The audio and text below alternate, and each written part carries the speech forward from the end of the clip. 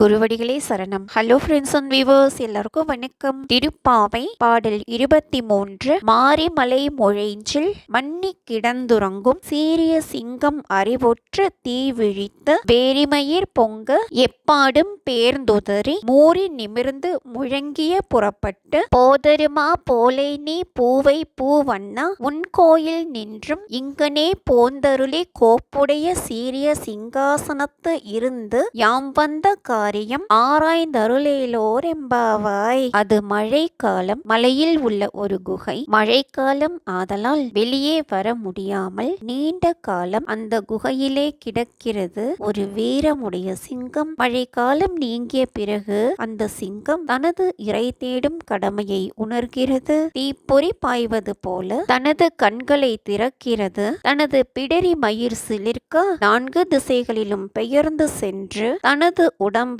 உதறி சோம்பல் முறித்து கர்ச்சனை எழுப்பிக் கொண்டு புறப்படுகிறது. அப்படிப்பட்ட சிங்கத்தை போல காயாம் பூவினை போன்ற நிறமுடையவனே, உனது இல்லத்திலிருந்து நாங்கள் இருக்கும் இடத்திற்கு வந்து அழகிய அரியணையில் அமர்வாயாக. அவ்வாறு அமர்ந்து நாங்கள் உன்னிடம் வந்த காரியம் என்ன என்பதை ஆராய்ந்து எங்களுக்கு அருள் செய்வாயாக. திருப்பள்ளி எழுச்சி பாடல் 3. கூவின குங்குயில் கூவின கோழி குருகுகள் இயம்பின சங்கம் ஓவின தாரகை ஒளியொளி உதய தொறுபடுகின்றது. விருப்பொடு நமக்கு தேவ நற்சிறி கழல் தாளினை காட்டாய் திருப்பெருந்துறை உரை சிவபெருமானே. யாவரும் அறிவறியாய் எமக்கொளியாய் எம்பெருமான் பள்ளி எழுந்தருளாயே.